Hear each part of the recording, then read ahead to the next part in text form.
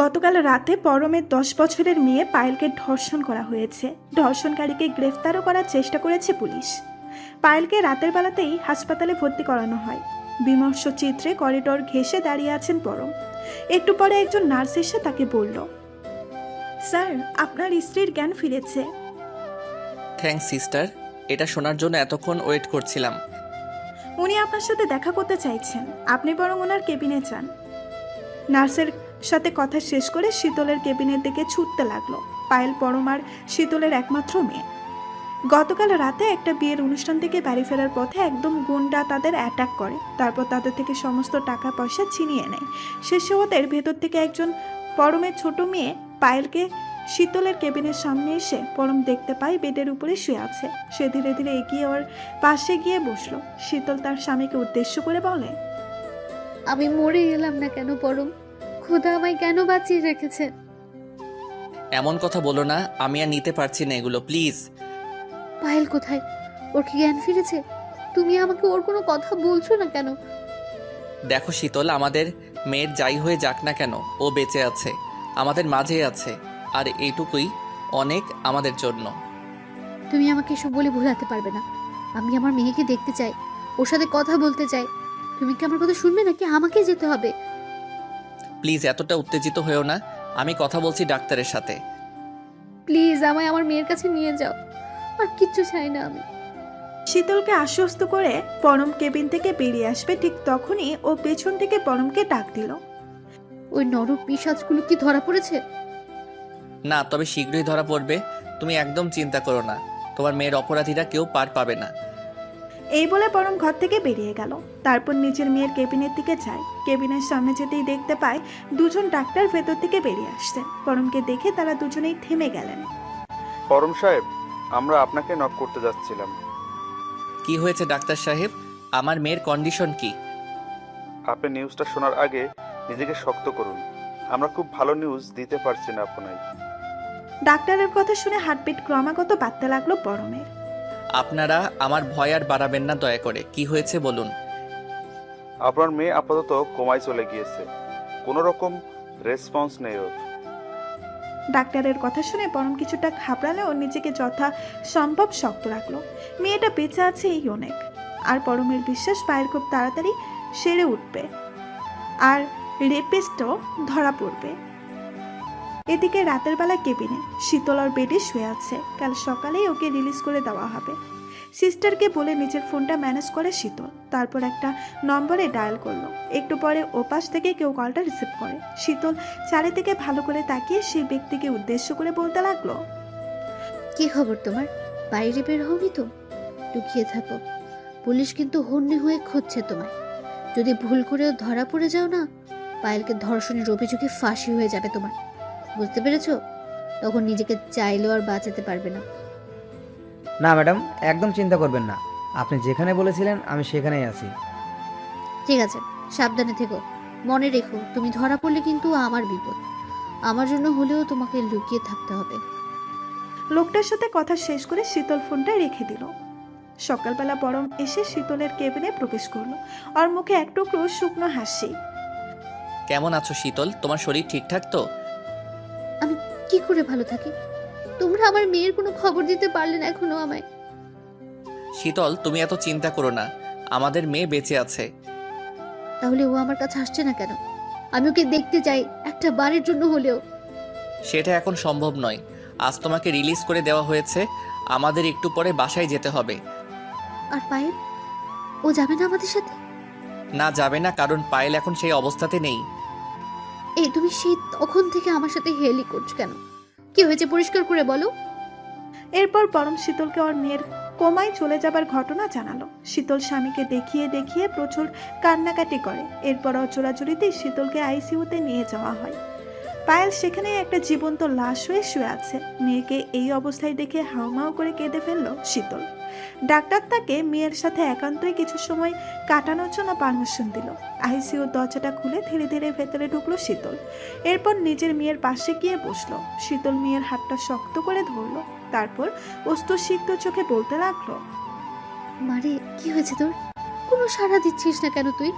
তোর মা এসেছে তোর কাছে, একটা বার কথা বল মা। আমার সাথে কথা বল। একটু পরে শীতল বাইরে তাকালো না। আইসিউর সামনে কেউ নেই। পরমও সরে পড়েছে। মুহূর্তেই শীতলের কান্না বিচলিত স্নেহমাখা মুখটা পৈশাচিক রূপ ধারণ করে। পায়েলের দিকে এগিয়ে গেল শীতল। তারপরে ওর কানের কাছে ফিসফিস করে বলতে লাগলো, বড় বাঁচা বেঁচে গেলি।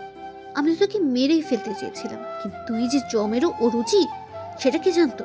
তবে চিন্তা করিস না, এখন তো জেনে গেছি। এর পরের বার এমন চাল চালবো, কেউ বাঁচাতে পারবে না তোকে আমার হাত থেকে। শীতল ওর কাঁধের উপরে কারো হাতের স্পর্শ অনুভব করলো। পেছনে তাকিয়ে দেখে পরম দাঁড়িয়ে আছে। পরমকে দেখে কিছুটা ভয় পেয়ে গেল শীতল। আবার কিছু শুনে ফেললো না তো? আর কত কান্নাকাটি করবে? মেয়ের পাশে বসো, চলো আমাদের বেরোতে হবে। স্বামীর কথা শুনে আশ্বস্ত হয় শীতল। যাক, তার মানে পরম ওর কোনো কথাই শুনতে পায়নি। মেয়ের সামনে কিছুক্ষণ মায়া কান্না কেঁদে আইসিইউ থেকে শীতল পরমের সাথে বেরিয়ে যায়। নিজেদের প্রাইভেট কারে চেপে বাসায় ফিরছে ওরা। শীতলের মাথাটা পরমের কাঁধের উপর।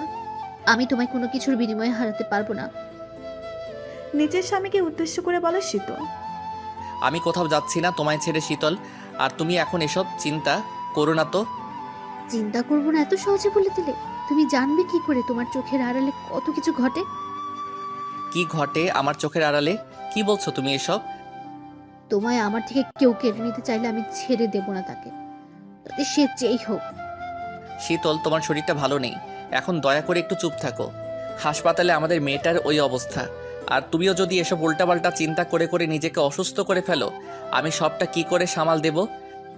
শীতলের চোখে জলের আগে ওর মিথ্যা মায়া কান্নার অংশ ছিল সত্যি, কিন্তু এখন যে কথাগুলো বলছে সেগুলো প্রত্যেকটাই ওর মন থেকে উঠে আসা। শীতল পরমকে সত্যিই খুব ভালোবাসে। ও পরমের জন্য সবকিছু করতে পারে। পরমের বয়স যখন 23-24 বছর, তখন ওর সাথে শীতলের বিয়ে হয়। বিয়ের 3 মাসের ভেতরেই শীতল গর্ভবতী হয়। বেশ অল্প বয়সে দুজন বাবা হওয়ার সৌভাগ্য অর্জন করে। সে দিনগুলো স্মৃতির পাতায় আজও রঙিন হয়ে আছে। বৈবাহিক জীবনের কিছু অপ্রত্যাশিত ঘটনা শীতলের মনের ভীতি বাড়িয়ে দিয়েছে। স্বামীকে হারানোর আশঙ্কা সব সময়ের জন্য কাজ করে ওর মনে। শীতল নিজেও জানে না কবে এই ভয় আর আশঙ্কার যন্ত্রণা থেকে ওর মুক্তি মিলবে। প্রায় 1 ঘন্টা পরে শীতল আর পরম ওদের বাসায় পৌঁছালো। এরপর পরম পুলিশ স্টেশনের একটা ফোন কল করে মেয়ের অপরাধীরা আদৌ ধরা পড়েছে কিনা সেই খোঁজ নিতে। ইন্সপেক্টর সাহেব, আপনারা কিন্তু কোনো আপডেট দিতে পারলেন না এখনো। আমাদের 24 ঘন্টা অনেক আগেই পার হয়ে গিয়েছে। আমরা যথাসাধ্য চেষ্টা করছি, অপরাধীরা খুব তাড়াতাড়ি ধরা পড়বে। প্লিজ একটু তাড়াতাড়ি করুন। আমার মেয়েটার সাথে যারা এমন কাজ করলো তাদের শাস্তি পেতে দেখতে চাই আমি। শীতল আড়ালে দাঁড়িয়ে পরমের ফোন কল শুনছে। আর ইচ্ছে করছে ওই পুলিশদের মুখগুলোকে চিরতরে বন্ধ করে দিতে। এরা কেঁচো খুঁড়তে না সাপ বের করে ফেলে, এই ভয় তাড়া করে বেড়াচ্ছে শীতলকে। না পায়েলকে পুরোপুরি শেষ করে দিতে পারলো, উল্টো এখন যদি এই বিষয়টা সামনে আসে পরম কিছুতেই ক্ষমা করবে না ওকে। শীতলকে যে করেই হোক পুলিশদের ওই বেকার ইনভেস্টিগেশন বন্ধ করতে হবে। শীতল সেই প্ল্যান করতে লাগলো। রাতের বেলা হাসপাতালের এক নার্স আইসিইউর সামনে থেকে হেঁটে যাচ্ছিল। কিছু একটা ভেবে সে থেমে গেল। তারপর ভেতরের দিকে তাকালো। অদ্ভুত ব্যাপার, বেডের পেশেন্টকে দেখা যাচ্ছে না কোথাও। তড়িঘড়ি করে নার্স আইসিইউর ভেতরে ঢুকলো। তারপর খুঁজতে থাকে একজন কোমার পেশেন্ট এভাবে উধাও হয়ে যায় কি করে। মেয়েটার সাথে কোনো বিপদ আপদ ঘটলো না তো আবার? এমনিতেই ধর্ষণের কেস, এই ভেবে নার্স দরজা থেকে বেরিয়ে যাবে, ঠিক তখন চাদর জ্বালানো কেউ এসে তার সামনে হাজির হয়। সে নার্সকে একটা ধাক্কা মেরে বিছানার উপরে ফেলে দিল। তারপর তার বুকের উপরে উঠে বসে। সেই ব্যক্তি একটা ছোট চাকু বের করে নার্সের গলার উপরে ধরলো। তারপর নিজের মুখ থেকে চাদরটা সরিয়ে ফেলে। তাকে দেখে নার্সের চোখ জোড়া খুলে পড়ার উপক্রম হলো। যেন জেগে জেগে স্বপ্ন দেখছে সে, এমন অনুভূতি হচ্ছে। কাপা গলায় সেই ব্যক্তিকে উদ্দেশ্য করে বলতে লাগলো, এ কি তুমি? তুমি না কোমায় ছিলে? হ্যাঁ, আমি পায়েল, ঠিক চিনতে পেরেছিস। আর আমি একদম সুস্থ আছি, কোমাতে যাইনি আমি। কি বলছো এইসব? তোমাকে তো রেপ করা হয়েছিল। চিনিস আমায়? আমায় রেপ করবে এমন কে আছে? কেউ কিচ্ছু করতে পারেনি আমার। এখন তুই বল, এখানে কেন এসেছিস? এটাই তো আমার ডিউটি, কিন্তু তুমি এত রাতে কোথায় গিয়েছিলে বলো? সেটা জেনে তোর কি কাজ? একটু আগে যা দেখেছিস সব ভুলে যা। কেউ যেন জানতে না পারে আমি সুস্থ আছি। যদি ভুলেও জানতে পারে, শেষ করে ফেলবো তোকে। আর আমার বাবা মা তো একেবারেই নয়। নার্স কোনো মতে প্রাণ নিয়ে পালিয়ে গেল। এদিকে পায়েল আবারও গিয়ে বিছানার উপরে শুয়ে পড়লো। তারপর উপরের দিকে তাকিয়ে বলতে লাগলো, আমার সাথে একদম ঠিক করলে না তুমি শীতল। এর শাস্তি তোমাকে দেবই আমি।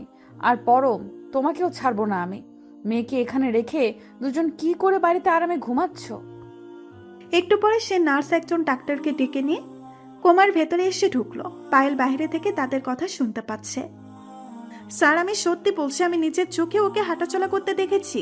এমনকি ও আমার গলায় ছুরিও ধরেছিল। আপনার কি মাথা খারাপ হয়ে গেছে সিস্টার? একজন কোমার পেশেন্টকে কি করে হাঁটাচলা করে? তার থেকেও বড় কথা, সে যদি হাঁটাচলা করতেও পারে, একটা 10 থেকে 12 বছরের মেয়ে আপনার গলায় ছুরি ধরলো, এটা সম্ভব? কি বলছেন? আপনি নিজে ভেবে দেখুন। আপনি আমার সাথে একবার ভেতরে আসুন, সবটা পরিষ্কার হয়ে যাবে। এই যে দেখুন। এই বলে নার্স আর ডাক্তার আইসিইউর ভেতরে ঢুকলো। ঢুকেই দেখতে পায় পায়েল শটাং হয়ে বেডের উপরে শুয়ে আছে, ঠিক যেন কোনো জীবন্ত লাশ। ক্ষীণ শ্বাস প্রশ্বাস ছাড়া আর কোনো স্পন্দন নেই তার শরীরে। ডাক্তার নার্সকে উদ্দেশ্য করে বলতে লাগলো, দেখুন, নিজের চোখে দেখুন। একটা অসুস্থ বাচ্চা মেয়েকে নিয়ে আজে বাজে কথা বলতে লজ্জা করে না আপনার? নার্স নিজেও অবাক হয়ে গেল। তবে সে ভালো করেই বুঝতে পেরেছে এসব পায়েলের চালাকি। ও কোমার নাটক করছে। এখন স্যারকে কিছু বুঝালেও উনি বুঝবে না, আর সেটাই স্বাভাবিক। তাই নার্স আর কথা বাড়ালো না, মাথা নিচু করে আইসিইউ থেকে বেরিয়ে গেল। পরের দিন রাত্রিবেলায় শীতল যে লোকটাকে পায়েলকে রেপ করার জন্য ঠিক করে, সে একটা ঘরের ভেতরে লুকিয়ে আছে। হাতে একটা প্লেট, তাতে 2টো রুটি আর কিছু ভাজি। বিছানার উপরে বসে বসে লোকটা আপন মনে খেতে লাগলো। হঠাৎ দরজায় কড়া নাড়ার শব্দ শুনতে পায় সে। লোকটা কিছুটা চিন্তিত হয়ে পড়ে। দরজা খুলবে নাকি খুলবে না দ্বিধা দ্বন্দ্বের ভেতরে পড়ে গেল। বাহির থেকে সে দরজার ওপাশে থাকা ব্যক্তিকে প্রশ্ন করে, কে কে এত রাতে কি চাই? দরজা খুলুন, কাজ আছে। আগে নিজের পরিচয় দিন। আমার সাথে কি কাজ শুনি? আমায় আপনার ম্যাডাম শীতল পাঠিয়েছে, দরজাটা খুলুন। শীতল ম্যাডাম পাঠিয়েছেন? কই, আমায় তো কিছু বললেন না উনি। আমি আগে ফোন করব তাকে, তারপর দরজা খুলবো। ফোনটা একটু পরেও করতে পারবেন, আগে দরজাটা খুলুন। পুলিশ আসছে কিন্তু, আমায় দেখে ফেললে আপনারই বিপদ। আগে ঢুকতে দিন, তারপর যাকে খুশি ফোন করুন। লোকটা মেয়েটার কথায় দরজাটা খুলে দিল। দরজাটা খুলেই দেখতে পায় তার সামনে পায়েল দাঁড়িয়ে আছে, ওর হাতে একটা চাকু। এ কি তুমি? আমি কি ঠিক দেখছি? একদম ঠিক দেখেছিস। দেখ, আমি দাঁড়িয়ে আছি তোর সামনে। তুমি না বললে পুলিশ আসছে? কোথায় পুলিশ? পুলিশ আসেনি, তবে তোর জম এসেছে। কি বলতে চাইছো তুমি? কেন এসছো এখানে? কি চাও আমার কাছে? কেন এসেছিস বুঝতে পারছিস না? তোকে মারতে এসেছি। পায়েলের কথা শুনে লোকটা দরজাটা বন্ধ করে দিতে যাবে, অমনি পায়েল বাহির থেকে দরজাটা ঠেলে ধরলো। আর শক্তি দেখে লোকটা রীতিমতো অবাক হয়ে গেল। একটা 10-12 বছরের মেয়ে এত জোর পেল কি করে গায়ে? পায়েল দরজায় একটা ধাক্কা দিতেই লোকটা ছুটে গিয়ে মেঝের উপরে পড়ে। তারপর সে ভেতরে ঢুকে দরজাটা বন্ধ করে দিল। হাতের চাকুটা নিয়ে লোকটার দিকে এগোতে থাকে। বল, আমায় রেপ করতে কেন চেয়েছিলি? তোর ম্যাডাম বলেছিল নিশ্চয়ই। হ্যাঁ, তোমার মাই বলেছিল। সে তো টাকা দিয়েছিল আমায়। আমি যা করেছি শুধু টাকার জন্য। আর কি বলেছে আমার কথা? ভালোই ভালোই সব বল। তোকে এমনিতেও মারবো আমি। যত সহজে আমি আমার নিজের প্রশ্নের উত্তর পাবো, তোর উত্তর ততই সহজ হবে। এখন তুই ভেবে দেখ কি করবি। আমি বেশি কিছু জানি না। তোমার মা শুধু এতটুকুই বলেছে, সে তোমার ব্যাপারে নাকি সব কিছু জেনে গেছে। তার বেঁচে থাকা মানে তার আর তার পরিবারের ক্ষতি, তাই শেষ করে দিতে চেয়েছিল তোমায়। আমি এর থেকে আর বেশি কিছু জানি না। বিশ্বাস করো আমার কথা। ছেড়ে দাও আমায়, ছেড়ে দাও। তোকে ছেড়ে দেব? আমি এমন কাউকে বাঁচিয়ে রাখতে পারি না যে শীতলকে সাহায্য করে। আমায় মেরে কী লাভ তোমার? আমি কথা দিচ্ছি আর তোমার মায়ের হয়ে কাজ করব না। এরপর থেকে তুমি যা বলবে তাই করব। তোমার সব কথা শুনবো। আমার লোকের সাহায্য দরকার পড়ে না মূর্খ, আমি একাই যথেষ্ট। আর তোর মতো মানুষকে মারা তো আমার বাঁ হাতের কাজ। এই বলে পায়েল লোকটাকে চুল ধরে টানতে টানতে খাটের উপরে উঠালো। তারপর তার বুকের উপরে উঠে বসে চাকুটা বের করে লোকটার বুকের উপরে এলো পাথারে চালাতে থাকে। কিছুক্ষণের ভেতরে পুরো ঘর নিস্তব্ধ হয়ে গেল। পায়েল নিজের কাজ শেষ করে ঘর থেকে বেরিয়ে এলো। তারপর সোজা হাসপাতালে। পরের দিন সকালবেলা পরম মোবাইলটা নিয়ে ছুটতে ছুটতে শীতলের কাছে আসলো। শীতল, আজকের নিউজ দেখেছো? এ তো সাংঘাতিক কাণ্ড ঘটে গেছে। না তো কি হয়েছে? পায়েলের রেপিস্টকে কেউ মেরে একটা ঘরের ভেতরে ফেলে রেখেছে। দেখো, প্রত্যেকটা নিউজ পোর্টালে সেম নিউজ। স্বামীর কথা শুনে শীতল যেন ভাবনার সাগরে ডুবে গেল। লোকটাকে কেউ খুন করলো না তো? তবে একদিকে ভালোই হয়েছে, শীতলের অপকর্মের একমাত্র সাক্ষী যে ছিল সে তার বেঁচে নেই। লোকটা পুলিশের হাতে ধরা পড়ে গেলে শীতল মুশকিলে পড়ে যেত। কি হলো শীতল, কি ভাবছো? ভাবছি কাজটা কি করলো। কে করেছে জানি না, তবে ওর মতো মানুষের বেঁচে থাকাই উচিত নয়। তবে আফসোস রয়ে গেল একটা, আমাদের মেয়ের সাথে কেন এমনটা করলো। এর পেছনে সত্যিকারের হাত ছিল কিনা সেটা জানা হলো না। আর তুমি যে কি বলো না, কার হাতে থাকবে? আর বদমাশ লোকেরা সব কাজ কি সুপারি নিয়ে করে? তাছাড়া আমাদের সাথে কারোর তো তেমন শত্রুতাও নেই যে কাউকে দিয়ে এমন একটা জঘন্য কাজ করাবে। তাও ঠিক, তবে ওর পুলিশের হাতে ধরা পড়া উচিত ছিল। বড্ড তাড়াহুড়ো করে হয়ে গেল সবটা। যাক, যা হয় ভালোর জন্যই হয়। এবার আমাদের মেয়েটা সুস্থ হয়ে বাড়িতে ফিরে আসুক, আর কিছু চাই না। আমিও তাই চাই। আর শুনো, তুমি আজ একটু পায়েলের ঘরের দিকটাই যেও। বড্ড এলোমেলো হয়ে আছে সবকিছু, সেগুলো ঠিক করতে হবে। পরম মাথা নাড়িয়ে সম্মতি জানালো। দুপুরবেলা পায়েলের ঘরে গেল পরম। পায়েল ঘরের ভেতরে একাই থাকতো বেশিরভাগ সময়। তাছাড়া অদ্ভুতভাবে ও কখনোই চাইতো না ওর ঘরে কেউ ঢুকুক, এমনকি বাবা মাও না। এই ঘরের সমস্ত কাজও পায়েলেই করত, কাজের লোককে ঢুকতে দিত না কখনো। পরম ঘরের ভেতরে ঢুকে ধীরে ধীরে সবটা পরিষ্কার করতে লাগলো। এক পর্যায়ে খাটের তোষকটা তুলতেই অবাক হয় পরম, কতগুলো পেন্টিং রাখা তোষকের নিচে। পায়েল মাঝে মধ্যেই ছবি আঁকতো, এটা পরম জানতো, কিন্তু তাই বলে এত ছবি? পরম ছবিগুলো বাইরে বের করে আনলো। একটা পেন্টিং তুলে সেদিকে তাকাতেই ওর সারা শরীর গুলিয়ে উঠল। মনে হলো পেটের সমস্ত খাবার বমি হয়ে বেরিয়ে আসতে চাইছে। চোখের সামনে এটা কি দেখছে পরম? ওর আর পায়েলের অন্তরঙ্গ কতগুলো দৃশ্য যেগুলো বেশ আপত্তিকর। পরম বিশ্বাসই করতে পারছে না পায়েল লুকিয়ে লুকিয়ে এসব আঁকত। একটা 10 বছরের বাচ্চা মেয়ে এসব সম্পর্কের ব্যাপারে ধারণা রাখে কি করে? তার থেকেও বড় কথা, ও পরমের মেয়ে, মেয়ে হয়ে বাবার প্রতি ছি। পায়েল আদৌ পরমের মেয়ে তো নাকি অন্য কেউ? যদি ভুল করে তাও সত্যি হয়ে থাকে একটা বাচ্চা মেয়ের মগজে এত অতিরঞ্জিত নোংরামি চিন্তা আসলো। পরম একের পর এক ড্রয়িংগুলো উল্টিয়ে দেখতে থাকে, সবগুলোতেই ওর আর পায়েলের ছবি। সর্বশেষে ছবিটা দেখে পুরোপুরি স্তম্ভিত হয়ে পড়ল পরম। কিছুক্ষণের জন্য চুপ করে রইল সে। এটা তো দীপান্বিতার ছবি। দীপান্বিতার ছবি পায়েল কি করে আঁকতে পারে? ও কি কোনোভাবে দীপান্বিতাকে চেনে? কিন্তু সেটা কিভাবে সম্ভব? দীপান্বিতার সাথে পরমের শেষ দেখা হয়েছে বহু বছর আগে। তখন মাধ্যমিক পর্যায়ে পড়াশোনা করে দুইজন। একদিন দুইজন স্কুল থেকে বাড়ি ফিরছিল। প্রতিমধ্যে আকাশ চিরে অঝোর ধারায় বৃষ্টি নামলো। ওরা নিরুপায় হয়ে একটা ফাঁকা বাড়িতে আশ্রয় নেয়। তারপর দীপান্বিতা, আমার খুব ভয় করছে রে। বৃষ্টিটা কি আর নামবার সময় পেল না? আরে ধুর ডারপোক কোথাকার, তুই না একটা ছেলে। আমি মেয়ে হয়ে এত ভয় পাই না যতটা তুই পাচ্ছিস। আমার বিদ্যুৎ চমকানিতে খুব ভয়। জানি না বিদ্যুৎ চমকালে কি হবে। দীপান্বিতা পরমের কথা শুনে হো হো করে হাসতে থাকে। একটু পরে মেঘের ঘর্ষণে আকাশ গর্জে উঠল। চারিদিকে আলোর ঝলকানিতে ঝলমল করে ওঠে। পরম এগিয়ে এসে দীপান্বিতাকে জড়িয়ে ধরে।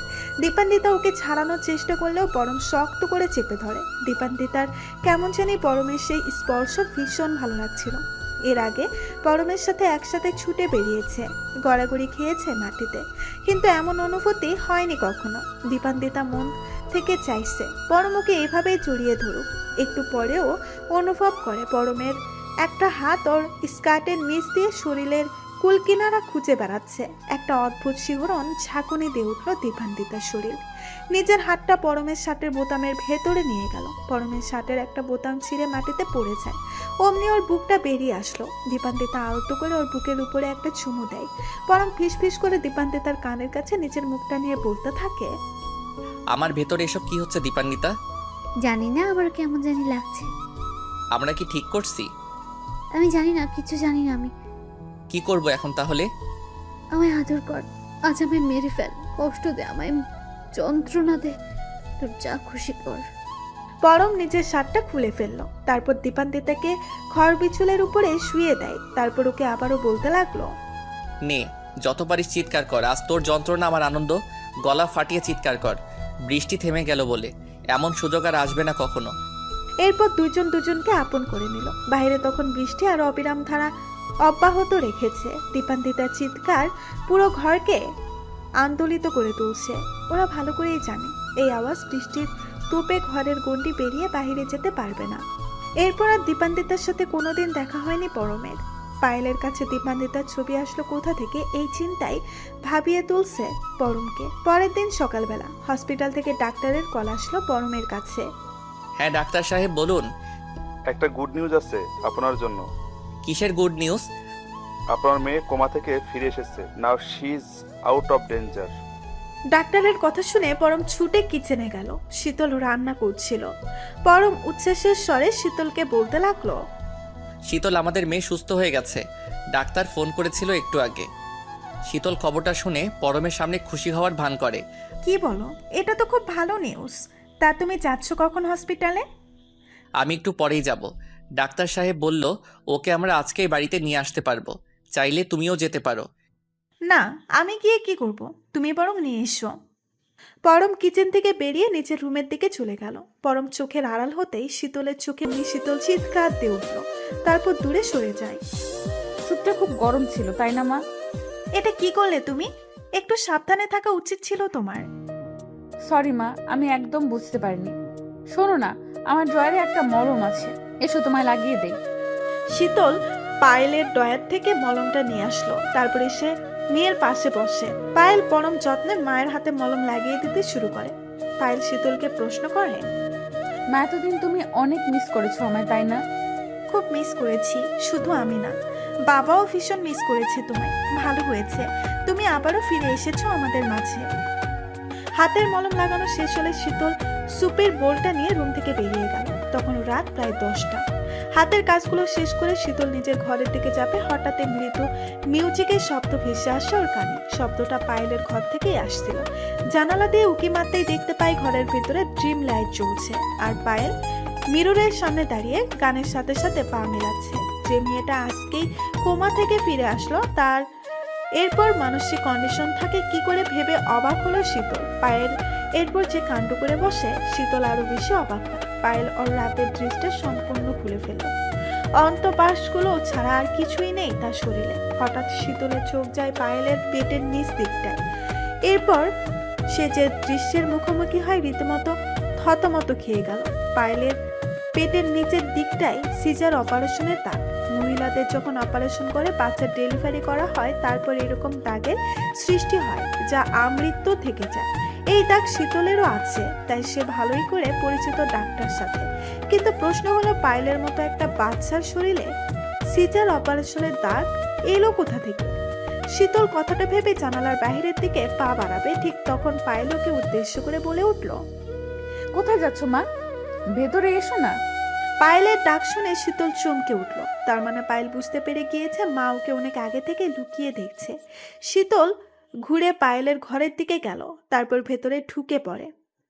এদিকে পরমর রুমে বসে বসে নেট ঘাটছে। সোশ্যাল মিডিয়াতে একের পর এক চেক করে যাচ্ছে যদিও কোথাও দীপান্বিতাকে পাওয়া যায়। দীপান্বিতা কি আদৌ বেঁচে আছে? প্রশ্নের উদয় হয় পরমের মনে। যদি বেঁচেই থাকে এতগুলো বছর একটিবারের জন্য হলেও কোনো যোগাযোগ করলো না পরমের সাথে। আর যদি দীপান্বিতা বেঁচেই থাকে ও কি আজও অভিমান করে আছে পরমের উপর? কিন্তু সেদিন না করেছিল তাতে তো পরমের একার ভূমিকা ছিল না। দীপান্বিতা চেয়েছিল বলেই ঘটেছিল। ও তো তখন বাধা দেয়নি পরমকে। তাহলে এখন কেন পরমের থেকে দূরে সরে আছে? এই সকল প্রশ্নের উত্তর পরম পেতে পারে যদি ভাগ্যের ফিরে দীপান্বিতার সাথে ওর কোনোদিন দেখা হয়। পরম ঠিক করলো দীপান্বিতাদের পুরো বাড়িতে গিয়ে ওর খোঁজ করবে। যদি সেখানে ওর সন্ধান মেলে অথবা সেখানকার লোকজন ওর বিষয়ে কিছু জেনে থাকে, এটা ভেবে পরম দীপান্বিতার পুরো বাড়িতে যাওয়ার বন্দোবস্ত করতে থাকে। এদিকে পায়েল আর শীতল মুখোমুখি দাঁড়িয়ে আছে। পায়েল শীতলকে প্রশ্ন করে, লুকিয়ে লুকিয়ে কি দেখছিলে মা? কই কিছু না তো, আমি লুকিয়ে লুকিয়ে কিছুই দেখিনি। কিন্তু আমি যে তোমার জানালার পাশে দাঁড়িয়ে থাকতে দেখলাম। তুমি এভাবে নিজের মাকে জেরা করতে পারো না, বলেছি না কিছু দেখিনি আমি। শীতল গিয়ে ওর মায়ের হাতটা শক্ত করে চেপে ধরলো, তারপর বলতে লাগলো, যদি না দেখে থাকো বেশ ভালো করেছো, আর যদি দেখেই থাকো ভুলে যাও, সবটা ভুলে যাও। আমার তোমাকে ভয় পেয়ে চলতে হবে নাকি এখন থেকে? সেটাই বলতে চাইছো তুমি? হবে বই কি, কারণ আমি চাইলে এই মুহূর্তে তোমায় লকআপে পুরে দিতে পারি। মানে কি যাতা বলছো এগুলো? পায়েল, তুমি একটা বাচ্চা। বাচ্চাদের মতো থাকো। একদম ওভার স্মার্ট সাজার চেষ্টা করো না।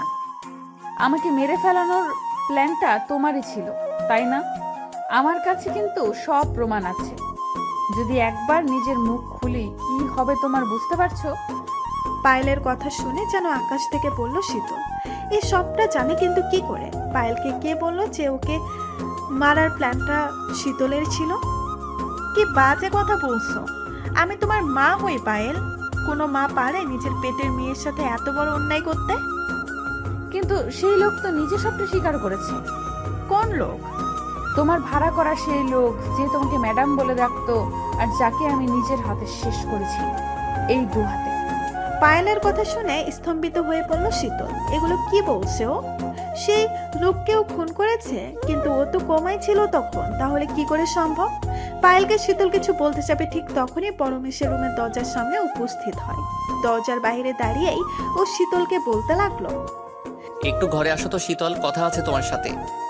হ্যাঁ আসছি, তুমি যাও। এক্ষুনি আসো, খুব জরুরি কথা। আচ্ছা ঠিক আছে। শীতল রুম থেকে বেরিয়ে যায়। তারপর পরমের সাথে নিজেদের ঘরে গেল। এবার বলো, কি এমন কথা যেটা বলার জন্য এইভাবে ডেকে আনলে? শীতল, আমি কাল একটু বের হব, একটা জায়গায় যেতে পারে আমায়। কোন জায়গায়? নিশ্চয়ই কোনো জরুরি কাজ। হ্যাঁ জরুরি বটে।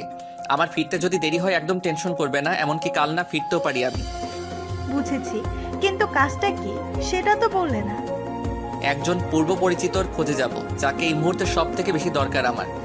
যদি কিছু মনে না করো একটা প্রশ্ন করি, সে ছেলে নাকি মেয়ে? সে একজন মেয়ে। আমি তোমার কাছে কখনো কিছু লুকোই না, আজকেও লুকোবো না। ঠিক এই কারণেই এতটা ভালোবাসি তোমায়। আমি জানি তুমি কখনোই এমন কিছু করতে পারো না যাতে আমি কষ্ট পাবো।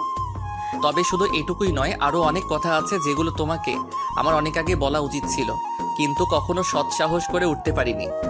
আচ্ছা সে হবে, চলো এখন শুয়ে পড়ি, কাল আবার সকাল সকাল জাগতে হবে।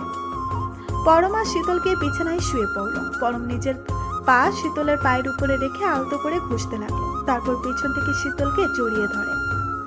আহা, কি হচ্ছে এখন এসব? কতদিন কাছে আসনি আমার, মনে পড়ে? বেশ মনে পড়ে। তাহলে প্রশ্ন কিসের? চুপচাপ আদর করতে দাও।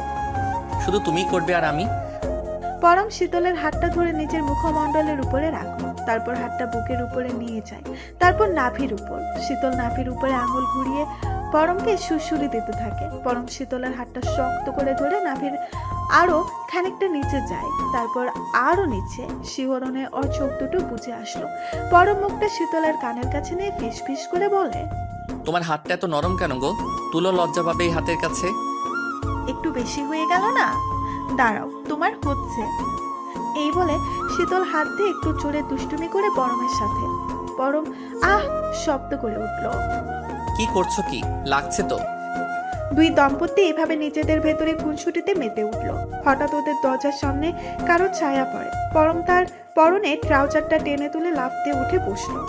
শীতলও নিজেকে ঠিক করে উঠে বসলো। ওরা দুজন দেখতে পায় পায়েল দাঁড়িয়ে আছে দরজার সামনে। বাবা মা, আমি আজ তোমাদের সাথে ঘুমাবো। ঠিক আছে, চলে আসো। শীতল পায়েলকে ওর পাশে অর্থাৎ বিছানার কর্নারে শোবার জন্য একটা বালিশ পেতে দিল। পায়েলকে বালিশটা সরিয়ে বলে ওঠে, না, আমি বাবার কাছে শুবো, তোমাদের দুজনের মাঝে শোবো। ওরা দুইজন পায়েলকে শোয়ার জন্য জায়গা করে দিল। তারপর পায়েল গিয়ে নিজের জায়গায় শুয়ে পড়ে। বড় হবার পর এর আগে বহুবার পায়েলের সাথে বেড শেয়ার করেছে পরম, কিন্তু আজ কেন জানি এক প্রকার অদ্ভুত অনুভূতি হচ্ছে ওর মনের ভেতরে। একজন বাবা নিজের মেয়েকে পাশে নিয়ে ঘুমানোর যে স্নিগ্ধতা আছে সেটা খুঁজে পাচ্ছে না পরম, উল্টো অস্বস্তি হচ্ছে ওর। সেদিন পায়েলের রুমে ওর ড্রয়িংগুলো দেখার পরে পরমের পায়েলকে নিজের মেয়ে ভাবতে বড্ড লজ্জাবোধ হয়। যাই হোক, চরম অনিচ্ছাকৃতভাবে হলেও কোনোভাবেই রাতটা কাটিয়ে দিল পরম। পরের দিন সকালবেলা পরম দীপান্বিতা পুরনো বাড়ির উদ্দেশ্যে রওনা দেয়, কিন্তু দুর্ভাগ্য ও সেখানে গিয়ে দীপান্বিতার কোনো খোঁজ পেল না। সারাদিনের জার্নিটাই বৃথা গেল। দীপান্বিতা এই বাড়িতে থাকবে না এটা জানতো পরম, কিন্তু ওর আশা ছিল অন্তত কেউ ওর সন্ধান দিতে পারবে। কিন্তু সেটুকুও ভাগ্যে মিলল না পরমের। নিরুপায় হয়ে বাড়িতে ফিরে আসে। তখন রাত প্রায় 10টা। পথিমধ্যে গাড়ি খারাপ হওয়াতেই বাড়ি ফেরাতেই বেশ দেরি হয় পরমের। দরজা খুলে ভেতরে ঢুকে দেখতে পায় ওর ঘরের লাইট অফ। তার মানে শীতল এতক্ষণে ঘুমিয়ে পড়েছে, কিন্তু পায়েলের ঘরের আলো জ্বলছিল তখনও। পরম কিছু একটা ভেবে পায়েলের ঘরের দিকে গেল। পায়েলের ঘরের জানালাটা খোলাই থাকে সব সময়। জানালা দিয়ে ভেতরে তাকাতেই দেখতে পায় পায়েল দুটো ছবি হাতে নিয়ে বসে আছে। একটা ওর নিজের ছবি, অন্যটা দীপান্বিতার। পায়েল নিজের ছবি থেকে অর্ধেকটা কাঁচি দিয়ে কেটে নিল, বাকি অর্ধেকটা দীপান্বিতার ছবি থেকে কেটে নেয়। তারপর দুটো ছবি একসাথে জোড়া লাগিয়ে দিল। পরম বুঝতে পারে না পায়েল দীপান্বিতার ছবির সাথে নিজের ছবি জুড়ে দিল কেন। পরম লক্ষ্য করছে পায়েলের চোখ বেয়ে জল গড়িয়ে পড়ছে। চোখের জল মুছতে মুছতে পায়েল বলতে লাগলো, আর কতদিন পায়েল হয়ে থাকবি দীপান্বিতা? সৃষ্টিকর্তার কত পরীক্ষা নেবেন তোর? এই কথাটা শোনা মাত্র পরমের শরীর যেন বিদ্যুতের ঝটকা অনুভব করলো। এটা কি শুনলাম আমি? যাকে সারা পৃথিবী খুঁজে বেড়াচ্ছি সে আমার ঘরে, পায়েলই দীপান্বিতা। কিন্তু কি করে সম্ভব এটা? পরম আড়ালে দাঁড়িয়ে পায়েলের কথা শুনতে লাগলো। পায়েল একটা লকেট সামনে রেখে আপন মনে প্রলাপ করে যাচ্ছে। এই সেই লকেট যেটা আজ থেকে বহু বছর আগে স্কুলের একটা অ্যানুয়াল ফাংশনে তুমিই আমায় দিয়েছিলে। লকেটটা দেখে পরমের আর বুঝতে বাকি রইল না কিছুই।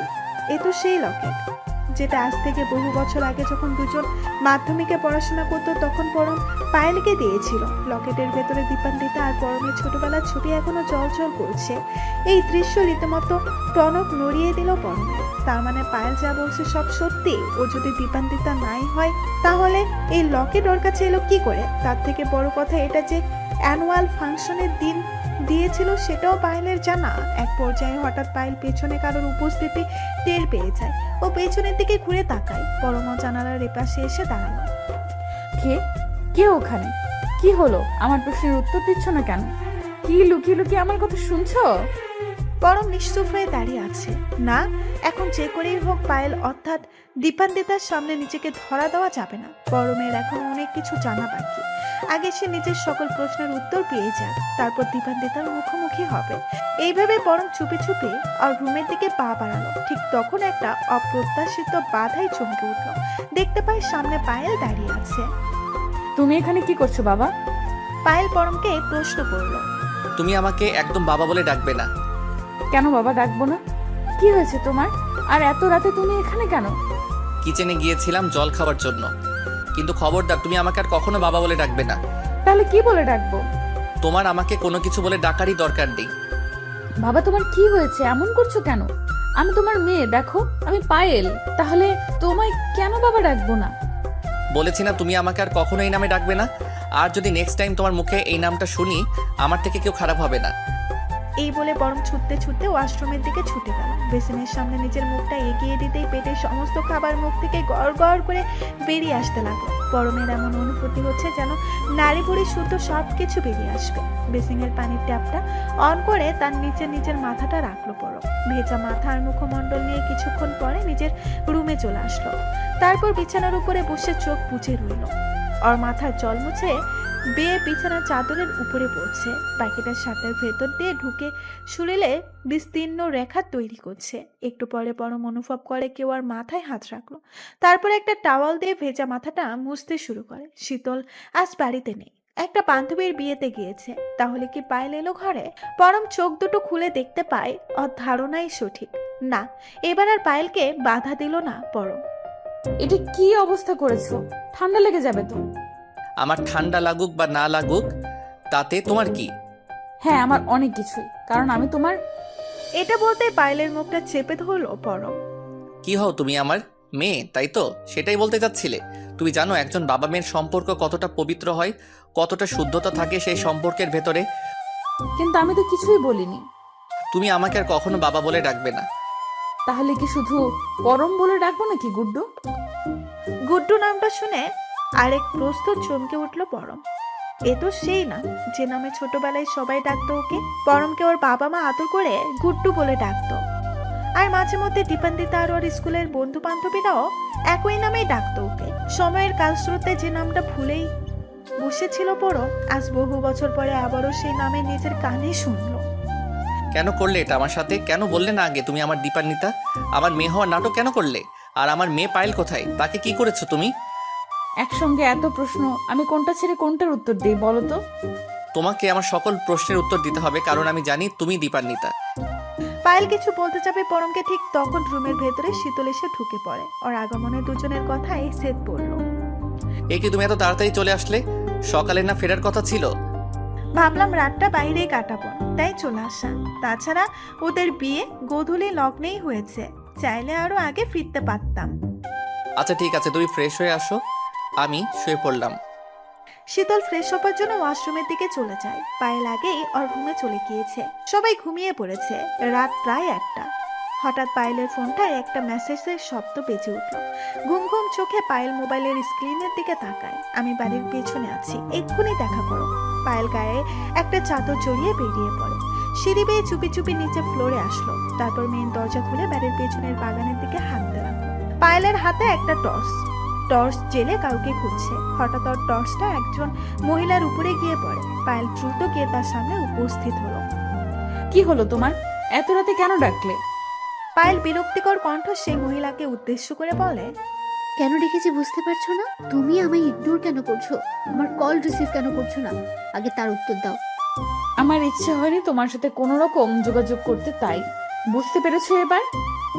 ভুলে যেও না তোমায় আমি এই বাড়িতে কেন পাঠিয়েছিলাম। সব মনে আছে আমার, কিচ্ছু ভুলিনি। তুমি আমায় এই বাড়িতে পরমের মেয়ে সেজে থাকতে পাঠিয়েছিলে, যাতে ও কোনো দিন মেয়ের অভাব বুঝতে না পারে। হ্যাঁ, আর সেই তুমি এখন এসব কি করছো? আচ্ছা, ওরা আবার কিছু বুঝে যায়নি তো যে তুমি আসল পায়েল নও? কেন দীপান্বিতা? ওরা আমার আসল পরিচয় জেনে গেলে তোমার খুব অসুবিধা, তাই না? চুপ, এই নামটা উচ্চারণ করবে না একদম, আগেও বলেছি তোমায়। কিন্তু পরমকে যে আমি এতদিন বিশ্বাস করে ফেলেছি, আমি দীপান্বিতা, তোমার দেওয়া সেই লকেট দিয়ে, সেটা নাকি তোমায় পরম ছোটবেলায় দিয়েছিল। এই বলে পায়েল সে ভদ্রমহিলা অর্থাৎ দীপান্বিতার দিকে চেয়ে কটাক্ষের হাসি হাসলো। কি বলছো তুমি এগুলো তমসা? তুমি পরমকে এটা বিশ্বাস করিয়েছো যে তুমি দীপান্বিতা? পাগল হয়ে গেছো তুমি? পায়েলের আসল নাম তমস্যা দীপান্বিতা, ওকে এই নামেই সম্বোধন করে। হ্যাঁ, আমি পাগল হয়েছি, পরমের প্রেমে পাগল হয়েছি। আমি ওকে সারা জীবনের জন্য পেতে চাই। লজ্জা করছে না এগুলো বলতে? আমি তোমাকে পরমের মেয়ে হয়ে এসেছে থাকতে পাঠিয়েছিলাম, যাতে ও কোনোদিন নিজের মেয়ের অভাব বুঝতে না পারে। যাকে একদিনের জন্য হলেও বাবা দেখেছো, তাকে নিয়ে এমন চিন্তা ভাবনা মাথায় আসে কি করে তোমার? কেন নাক গলাচ্ছ আমার জীবনে? চলে যাও বলছি, আর কখনো এসো না। আমি তোমাকে এখানে পাঠিয়ে ভুল করেছি। ইচ্ছে করছে আর দেয়ালের সাথে নিজের মাথা ঢুকিয়ে নিজেই মরে যায়। পরমের ভালো করতে গিয়ে আমি ওর এত বড় সর্বনাশ করে দিচ্ছি। না, এটা আর বেশি দিন চলতে পারে না। তোমাকে এই নোংরা খেলাগুলো বন্ধ করতেই হবে। আর যদি না করি, কি করবে তুমি? পরমকে সবটা বলে দিবে, তাই না? হ্যাঁ, তাই করব। বোকা দীপান্বিতা, তুমি আমায় ফাঁসাতে চাইছো। এটা করলে তুমি নিজে যে ফেঁসে যাবে একটিবারও ভেবেছো? একবার ভেবেই দেখো, যদি আমি সবাইকে এটা বলে দেই পরমের মেয়ের মৃত্যুর কারণ আর কেউ নয়, একমাত্র তুমি, তখন কি হবে? পরম ক্ষমা করবে তোমায়? ওর মেয়ের মৃত্যু আমার কারণেই হয়েছিল, আর সেই কারণে আমি তোমাকে পাঠিয়েছিলাম ওর জীবনে। এটা না করলে আমি নিজেকে কোনোদিন ক্ষমা করতে পারতাম না। আমি কিন্তু পরমকে এখনো কিচ্ছু বলিনি। ও অবশ্য নিজের মেয়ের কথা জিজ্ঞেস করেছিল আমায়। প্লিজ পরমের জীবন থেকে সরে দাঁড়াও। এসব মানায় না তোমাকে। এটা কাউকে ভালোবাসার বয়স নয়। তুমি নেহাতে একটা বাচ্চা মেয়ে। আমি কি করব না করব সেটা আমার সিদ্ধান্ত। তোমার কোনো পরামর্শ শুনতে আমি বাধ্য নই। ভালোই ভালোই চলে যাও এখান থেকে, নয়তো একদম ভালো হবে না। আমি পরমের ভালোর জন্য সব করতে পারি। যদি দরকার পড়ে আমি নিজে আইনের কাঠগড়ায় দাঁড়াবো। সবাইকে জানিয়ে দেব পায়েলের মৃত্যু আমার হাতে হয়েছিল। তারপর আমার যা হবার হবে, কিন্তু তোমায় আমি কোনো ক্ষতি করতে দেব না পরমের। তুমি যা খুশি করে নাও, পরম শুধুই আমার। আমি ওকে ভালোবাসি, ওর সন্তানের মা হতে চাই আমি। ছি তমসা, তোমার মুখে দেখছি কিছুই আটকায় না। এতটা নোংরামি তোমার মনের ভেতরে? হ্যাঁ, পরমের জন্য আমি সব করতে পারি। দরকার পড়লে তোমাকেও ছাড়বো না আমি। এই বলে তামসা দীপান্বিতার সামনে থেকে চলে গেল। দীপান্বিতা কিছুক্ষণ দাঁড়িয়ে থাকে, তারপর ধীরে ধীরে সরে পড়ে। পরের দিন সকালবেলা দীপান্বিতা ওর ঘরে বসে গভীর চিন্তায় মগ্ন। গতকাল রাতে তমসার কথাগুলো এখনো বাজছে ওর কানে। আজ থেকে ঠিক 1 বছর আগে দীপান্বিতা গাড়ির সাথে একটা বাচ্চা মেয়ের অ্যাক্সিডেন্ট হয়। মেয়েটাকে হাসপাতালে নেওয়ার আগেই তার মৃত্যু হয়। তার স্কুল কার্ড আর ব্যাগের ভেতরের কিছু ডকুমেন্ট দেখে দীপান্বিতা বুঝতে বাকি রইল না পায়েল আর কারণ নয়, ওর ছোটবেলার ভালোবাসা গুড্ডু অর্থাৎ পরমের মেয়ের মৃত্যু দিগবিদিক শূন্য করে তোলে দীপান্বিতাকে। ও কি করবে বুঝতে পারছিল না কিছুতেই। এর 2 দিন পরেই অবিশ্বাস্যভাবে দীপান্বিতা এমন একটা মেয়ের সন্ধান পায় যাকে দেখতে কিনা হুবহু পায়েলের মতো, আর দুজনের বয়সটাও কাছাকাছি, 10 থেকে 12 বছর। অন্ধকারের ভেতরে যেন আশার আলো দেখতে পেল দীপান্বিতা। এর আগেও গল্পে পড়েছে পৃথিবীতে এরকম দেখতে নাকি অনেক মানুষ হয়। দীপান্বিতা বুঝতে পারে সব গল্প মিথ্যা হয় না, কিছু জিনিস সত্যি হয়ে ধরা দেয়। ব্যাস, তমসাকে মিথ্যা অ্যাক্সিডেন্টের রুগী বানিয়ে একটা হাসপাতালে ভর্তি করে দেয় দীপান্বিতা। ডাক্তারকে আগেই শিখিয়ে দেওয়া হয় যেন তারা পরমকে এটা জানায় যে মাথায় আঘাতের কারণে তার মেয়ের স্মৃতি মুছে গিয়েছে। ডাক্তার দীপান্বিতার কথা মতো কাজ করলো। পরম আর শীতল নিজেদের মেয়েকে ফিরে পায়। স্মৃতি হারানোর কারণে তামসাকে ওরা আবারও সব কিছু নতুন করে শেখায়, ওকে ওর স্বাভাবিক জীবনে ফিরিয়ে আনে। কিন্তু পরম আর কোনোদিন জানতে পারলই না ওর সাথে কত বড় একটা গেম খেলা হয়েছে। যদিও এই গেমটা পরমের একসময় ভালো লাগা, ভালোবাসার মানুষের কাজ, আর গেমটা খেলা হয়েছে শুধুমাত্র পরমের ভালোর জন্য। দীপান্বিতা কখনোই চায়নি পরম ওর কারণে কষ্ট পায়, কিন্তু তামাশার গত রাতের আচরণ দুশ্চিন্তার সাগরে ফেলে দিয়েছে দীপান্বিতাকে। মাত্র 10 বছরের একটা মেয়ে একটা এগ্রেসিভ কি করে হয়, আর ও শারীরিক সম্পর্ক, বাচ্চা, এসব বিষয়ে এতটা জ্ঞান রাখে কি করে? দীপান্বিতাকে যে করেই হোক তমসার অতীত খুঁজে বের করতে হবে। এরপর ওর সকল রহস্য জানতে হবে, নয়তো ওকে কোনোভাবেই আটকানো যাবে না। দীপান্বিতা তমসাকে যাদের কাছে পেয়েছিল তাদের থেকে একটা ঠিকানা জোগাড় করে, এরপর সেই জায়গায় যায়। বাসার লোকজন তমসার কথা শুনে বেশ অবাক হলেন। তারা সবাই মিলে দীপান্বিতাকে বলতে থাকে, কি বললেন? তমসা এখন আপনার কাছে আছে? হ্যাঁ, আমার কাছে নয় ঠিক, তবে আমি জানি ও কোথায় আছে। কোথায় আছে এখন তমসা?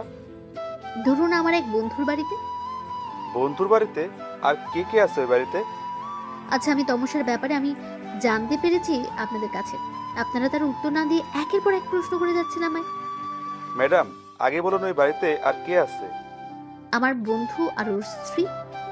সর্বনাশ, এটা কি করছেন আপনি? আপনি ওকে কোনো পুরুষ লোকের কাছে কেন রেখেছেন? দীপান্বিতা বেশ অবাক হয়ে ভদ্রলোকদের কথা শুনে। কেন, তাতে কি সমস্যা? অবশ্য সমস্যা যে হয়নি এমনটাও নয়, আমি নিজে লক্ষ্য করেছি ও ব্যাপরও হয়ে উঠেছে দিন দিন। আপনি জানেন না ম্যাডাম, ও পুরুষদের কতটা ঘৃণা করে আর ও পুরুষদের ওপর কতটা ভয়ঙ্কর হতে পারে? আমি আপনাদের কথা ঠিক বুঝতে পারছি না। একটা 10-12 বছরের মেয়ে এতটা অ্যাগ্রেসিভ কি করে হতে পারে বলুন আমাকে? ও আসলে কে, কি ওর পরিচয়? দাঁড়ান, আপনি নিজের চোখে দেখে নিন, হয়তো বিশ্বাস হবে না আমাদের কথা। একটা ভদ্রলোক একটা ব্যর্থ সার্টিফিকেট এনে দীপান্বিতার হাতে দিল। পেপারটার দিকে তাকিয়ে দীপান্বিতা যেন হতভম্ব হয়ে গেল। নিজের চোখে যা দেখছে বিশ্বাস করতে পারছে না সে। অস্থির চিত্রে বলে উঠল, হোয়াট? এটা কি করে সম্ভব? তামসার ডেট অফ বার্থ 12/জুন 1990। হ্যাঁ, আপনি একদম ঠিক দেখেছেন। তমসা কোনো 10 বা 12 বছরের বয়সের শিশু নয়। এক বিরল রোগে আক্রান্ত যুবতী সে, যার বয়স 30 বছরের উপরে।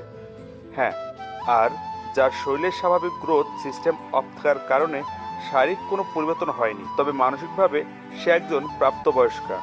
আর সে পুরুষদের প্রতি এত অ্যাগ্রেসিভ কেন জানতে চান? জানলে হয়তো পায়ের তলায় আর মাঠে থাকবে না আপনার। আজ থেকে 32 বছর আগে একটা মফস্বলে তমসার জন্ম হয়। জন্মের সময়ে সবকিছু ঠিকঠাক থাকলেও কয়েক বছর পরে আর সবকিছু ঠিক রইল না। যখন তমসার বয়স 10-এর কোঠায় অতিক্রম করে, ও আর ওর পরিবার বুঝতে পারে কোনো কারণে তমসার শারীরিক বৃদ্ধি ঘটছে না। দিনের পর দিন কেটে যায়, তমসার বয়স বেড়েই চলল। 10 থেকে 18-র ঘরে পা দিল তমসা, কিন্তু ও সেই 10 বছরের কোনো বাচ্চা মেয়ের মতোই রয়ে গেল। তমসার পরিবারের যথেষ্ট সামর্থ্য ছিল না ওকে চিকিৎসা করানোর, যদিও এই রোগের কোনো চিকিৎসা আজ অবধি আবিষ্কার হয়নি, যার ফলশ্রুতিতে তমসার মানসিক বিকাশ ঘটলেও ওর শারীরিক বিকাশ ঘটল না। একদিন কোনো একটা রাতে তমসার জীবনে ঘোর বিপর্যয় নেমে আসে। একটা গ্যাং মিলে তমসাকে গণধর্ষণ করে, কিন্তু তারা কেউই বেশি দিন জীবিত ছিল না। তমসা তাদের খুঁজে বের করে খুন করে। সেদিনের ঘটনার কারণে তমসা প্রেগনেন্ট হয়, কিন্তু ওর দুর্ভাগ্য, অপারেশনের পরে তমসা জানতে পারে সে একটা মৃত সন্তানের জন্ম দিয়েছে। নিজের সন্তান আর সতীত্ব হারিয়ে তমসা দিনে দিনে মানসিক বিকারগ্রস্ততে পরিণত হয়। পুরুষদের প্রতি এক প্রকার ক্ষোভ প্রকাশ পেতে শুরু করে ওর মনের ভেতরে। ও ভাবতে শুরু করে ওর সাথে যে অন্যায় হয়েছে তাতে সমগ্র পুরুষ জাতি দায়ী। পুরুষদের প্রতি এই বিরূপ প্রতিক্রিয়া ওকে একজন সাইকোলজিতে রূপান্তর করেছে। তমসা 32 বছরের জীবনে বহু পুরুষদের সান্নিধ্যে গিয়েছে। নিজের শরীরের চাহিদা মিটিয়ে সে তাদেরকে নির্মমভাবে খুন করে। ভদ্রলোকদের কথা শুনে দীপান্বিতার আতঙ্ক ক্রমশই বাড়তে শুরু করে। পরম দীপান্বিতার কাছেই আছে, ও ওর কোনো ক্ষতি না করে ফেলে। এর আগে দীপান্বিতাকে সবটা আটকাতেই হবে। ভদ্রলোক আর তার স্ত্রীর সাথে কথা বলে দীপান্বিতা পরমের বাড়ির উদ্দেশ্যে রওনা হলো। এই ক্লান্তিকালীন সময়ে পরমকে রক্ষা করাই ওর মূল উদ্দেশ্য। তাতে যদি দীপান্বিতাকে পরমের সামনে যেতে হয়, সে প্রস্তুত। দীপান্বিতা এটাও ঠিক করে নিয়েছে ও পায়েলের মৃত্যুর ব্যাপারে পরমকে সবটা জানাবে। এতে যদি পরম ওকে ক্ষমা না করে, না করুক, নিজের কৃতকর্মের শাস্তি মাথা পেতে নিবে দীপান্বিতা। এদিকে পরমের বাড়িতে পরম ল্যাপটপ নিয়ে ড্রয়িং রুমে বসে কাজ করছিল। তমসার সুযোগ বুঝে শীতলের হাত আর মুখ বেঁধে ঘরের ভেতরে আটকে রাখলো। এরপর এক গ্লাস জুস নিয়ে পরমের সামনে উপস্থিত হলো। জুসটা খেয়ে নাও পরম। না, এখন কিছু খেতে ইচ্ছে করছে না আমার। তমসা গিয়ে পরমের পাশে বসলো, তারপর বলতে লাগলো, তুমি জিজ্ঞেস করেছিলে না তোমার মেয়ে কোথায়? আমি জানি তোমার মেয়ে কোথায় আছে। আমি চাইলেই তোমাকে তোমার মেয়ের কাছে নিয়ে যেতে পারি, কিন্তু তার আগে এই জুসটা খাও, একটু রিল্যাক্স হয়ে নাও, তারপর সব বলছি তোমায়। তমসার জোড়াজুড়িতে পরম গ্লাসের জুসটা খেয়ে নিল। জুসটা খাওয়ার পরেই ওর মাথাটা চক্কর কাটতে শুরু করে। পরম বুঝতে পারলো তমসা কিছু একটা মিশিয়েছে জুসের সাথে। ওর কণ্ঠস্বর জড়িয়ে যেতে লাগলো। তমসার কানের কাছে এসে আবারও বলতে লাগলো, এখন কেমন লাগছে পরম? আমার মেয়ে কোথায় আগে সেটা বলো। বলবো তো, সব বলবো। আমি নিজে তোমায় তোমার মেয়ের কাছে নিয়ে যাব। তুমি সত্যি বলছো তো তোমাকে আমার মেয়ের কাছে নিয়ে যাবে? নেশাগ্রস্ত স্পষ্ট গলায় পরম তমসাকে প্রশ্ন করে। হ্যাঁ, যাব তো, কিন্তু তার জন্য তোমার যে আমাকে কিছু দিতে হবে। কি দিতে হবে বলো আমায়, আমি আমার মেয়ের জন্য সব করব। বলো কি দিতে হবে আমায়। আমার আজকের জন্য তোমাকে চাই, আর কিচ্ছু না। আমি তোমার বাচ্চার মা হতে চাই পরম। আমারও তো ইচ্ছে করে মা ডাক শুনতে, নিজের সন্তানদের নিয়ে খেলা করতে। এই সমাজে কেউ বুঝতে চায় না আমায়। সবাই আমায় একটা বাচ্চা শিশু মনে করে। আমি কোনো বাচ্চা নই পরম, আমি তোমাদের মতোই একজন। পরম অনেকটা ঘোরের ভেতরে আছে, তাই ও তমসার কথাগুলো কানে শুনতে পেলেও বুঝে উঠতে পারছে না কিছুই, বা প্রতিক্রিয়া দেখাতে পারছে না। তমসা পরমের শরীরের থেকে ওর শার্টটা খুলে ফেললো, তারপর ওকে নানাভাবে উত্তেজিত করার চেষ্টা করে। তমসার মনের ইচ্ছা ও পরমের থেকে নিজের উদ্দেশ্য পূরণ করে ওকে মেরে ফেলবে। এই কারণে নিজের কাছে একটা ধারালো ছুরি রেখে দিল। তমসা পরমকে টানতে টানতে পাশের বেডরুমে নিয়ে যায়। পরমকে ধাক্কা মেরে বিছানার উপরে ফেলে দিল।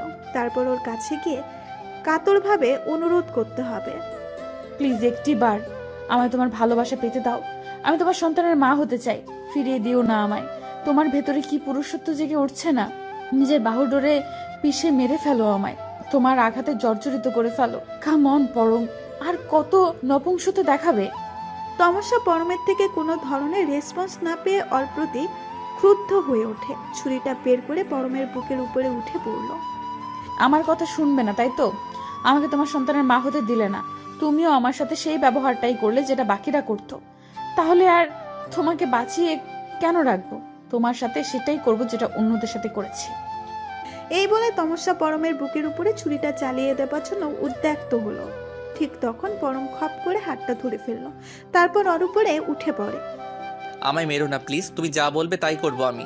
তোমার একটা বাচ্চা চাই তাই তো? আমি সব কিছু করবো তোমার জন্য। আমার থেকে যা নেওয়ার নিংড়ে নাও। তার আগে কথা দাও তুমি আমার মেয়েকে আমার কাছে ফিরিয়ে দেবে। হ্যাঁ দেব, যদি আমি মা ডাক শুনতে পাই, তবে তুমিও বাবা ডাক শুনতে পাবে। জানো তো, আমারও একটা ছেলে সন্তান হয়েছিল, কিন্তু সে বাঁচেনি। আমি তাকে বাঁচাতে পারিনি। তমসার কথা শেষ না হতেই পরম ওর বুকের ভেতরে নিজেকে গুজে দিল। তমসা পরমের সুঠাম পেশিবহুল বাহু দুটিকে নিজের সাথে শক্ত করে চেপে ধরল। ওর এতদিনের স্বপ্ন আজ পূরণ হতে চলেছে। পরমকে সম্পূর্ণভাবে পেতে চলেছে তমসা। শিহরণে চোখ দুটো বন্ধ হয়ে আসলো ওর। হঠাৎ ঘরের ভেতরে একটা আওয়াজ হয়। শীতল বহু চেষ্টায় নিজেকে মুক্ত করে বেডরুমের ভেতরে ঢুকে পড়েছে। শীতল পরমের কর্মকাণ্ড দেখে হতভম্ব হয়ে গেল। তমসা বিছানা থেকে উঠে শীতলের দিকে ছুটে যায়। শীতল ওর হাতে ছুরিটা দেখে ভীষণ ভয় পেয়ে গেল। তোমায় আমি বাঁচিয়ে রেখেই ভুল করেছি, কিন্তু এবার আমি অবশ্যই নিজের ভুল শুধরাবো।